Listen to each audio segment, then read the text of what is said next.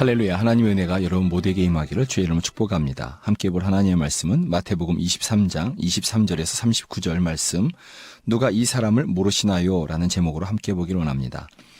사람들이 있습니다. 이 사람들은 사람들에게 존경받을 만큼 열심히 율법을 준행하는 사람들입니다. 그들은 사람들을 가르쳤으며 11조를 드렸고 절기에 맞추어 정결 예식을 아주 잘 드렸습니다. 누군가 새롭게 교인이 되면 아주 열심히 그를 지도하였습니다. 이런 그들의 모습을 보고 사람들은 존경했습니다. 그리고 자신들도 스스로를 그렇게 인식하고 있습니다. 나의 열심은 다른 사람에게 비할 수 없고 나는 정결하여 회개할 것조차 없는 사람이야. 이 사람들은 누구일까요? 이 사람들이 누구인지 알기 위해 이 사람들에 대해서 조금 더 정보를 모으기를 원합니다. 16절과 18절 말씀에 사람들에겐 금기사항이 있습니다. 그들은 하나님의 이름을 직접 말하는 것을 매우 안 좋은 것으로 여겼습니다. 하다못해 구약성경을 옮겨 적을 때에도 하나님의 거룩한 이름이 나오면 가서 목욕을 하고 그 이름을 적을 정도였습니다. 그러다 보니 하나님의 이름으로 맹세하는 것은 생각도 못할 일입니다. 물론 이것은 우리들에게도 마찬가지이지요. 하나님의 이름을 가볍게 여기는 것은 결코 선한 것이 아닐 것입니다. 그러나 우리가 하나님의 이름을 부르지 못할 이유는 없습니다. 왜냐하면 하나님은 우리의 아버지가 되시기 때문에 그렇습니다.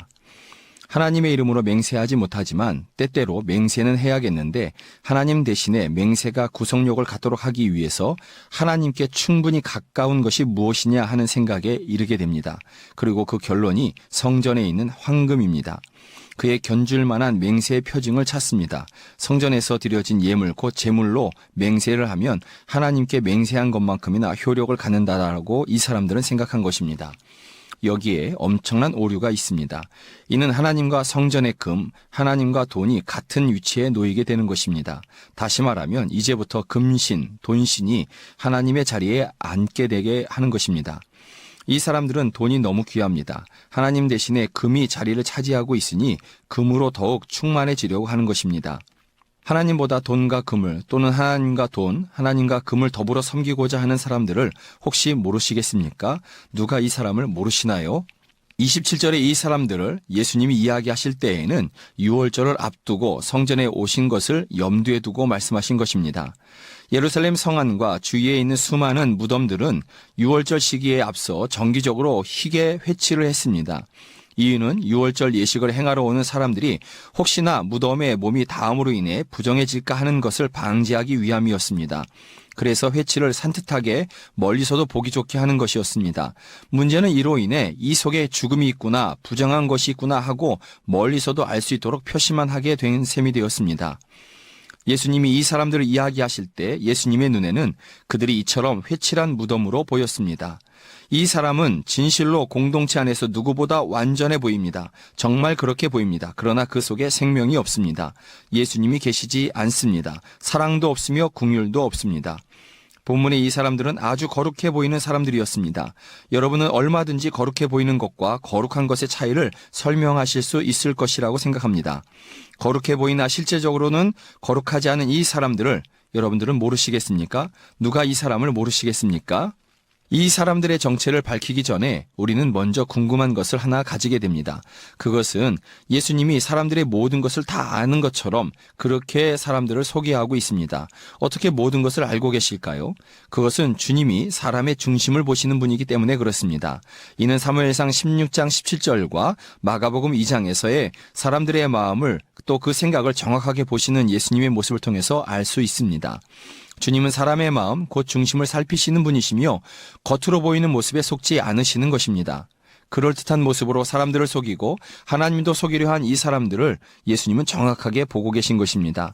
하나님보다 금, 돈을 더욱 사랑한 사람들, 아니면 하나님과 세상의 금을 더불어 섬기겠다고 하는 사람들, 헌금 생활을 해도 흉내만 내거나 아니면 자기의 자랑을 위해서 하는 사람들, 그래서 결코 하나님을 향한 사랑을 그 중심에 가지지 않은 사람들, 하나님을 사랑하지 않으니 이웃에 대한 사랑도 보여주지 않고 오히려 정지하고 자신만 의롭다고 하는 이 사람들, 겉모습은 그럴듯하지만 실제로는 그 속에 생명을 가지지 않은 이 사람들, 그래서 사람들이 있는 곳에서는 지극히 외적인 행동에 중심을 두지만 사람들이 없는 곳에서는 얼마든지 자신이 하고 싶은 것을 하는 이 사람들을 예수님께서는 정확하게 알고 계신 것입니다. 자신의 지식과 지혜와 신앙생활의 경험 모두를 가지고 사람들과 하나님 앞에서 자신을 그럴듯하게 포장하는 데 애쓰는 사람들, 이 사람들을 여러분들은 혹시 모르시겠습니까? 그들이 누구라고 말하기 전에 우리 자신을 살펴보기를 원합니다.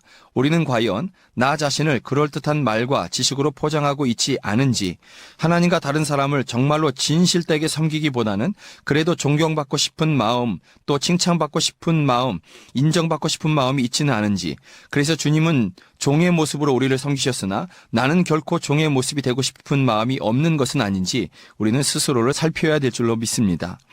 우리에겐 지식이 있습니다. 나름대로 믿음의 경험도 있습니다. 그리고 하나님이 주신 지혜도 있습니다. 우리는 이 모든 것을 가지고 얼마든지 우리 자신을 포장할 수 있는 가능성을 늘 가지고 있는 그런 사람들입니다. 그러니 본문의 사람들은 곧 우리가 될 수 있음을 기억해야 할 것입니다. 그런 우리들, 곧 얼마든지 그럴듯한 모습으로 포장하고 진실된 나를 가릴 수 있는 우리에게 오늘 정말 필요한 분은 오직 예수님 한 분뿐인 것입니다.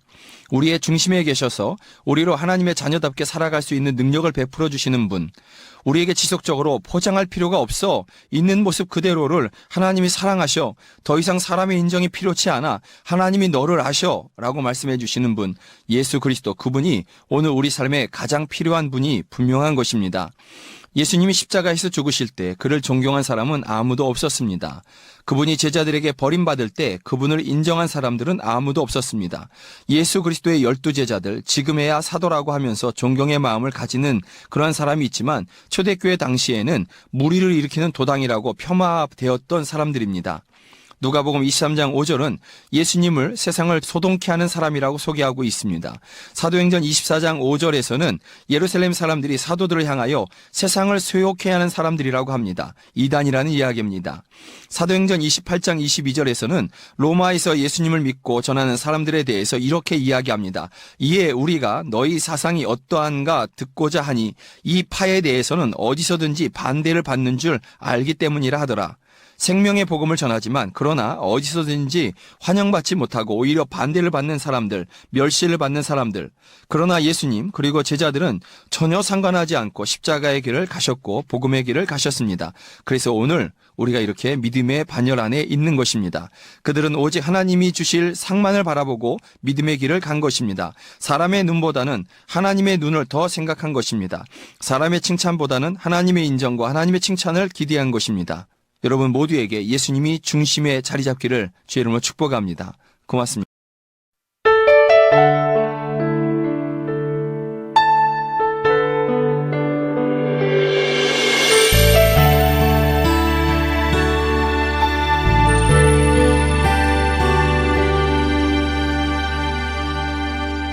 주 사랑이 나를 숨쉬게 해 세상 그 어떤 어려움 속에도 주 은혜로 나를 돌보시며 세상 끝날까지 지켜주시네.